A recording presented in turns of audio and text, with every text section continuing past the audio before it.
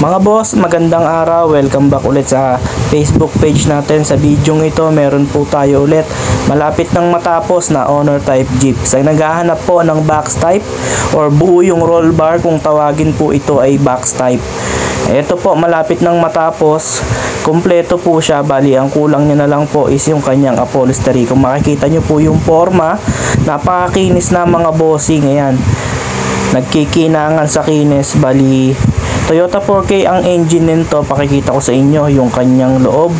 Naka dashboard na stainless, console box na stainless. Kompleto din po yung kanyang gauges. Bali, wiring na lang po, bubong, and may sound system rin pala itong unit na to. Ayan po yung kanyang dashboard na stainless, and yung console box niya na stainless. Naka-crystal na rin po yung kanyang shift knob.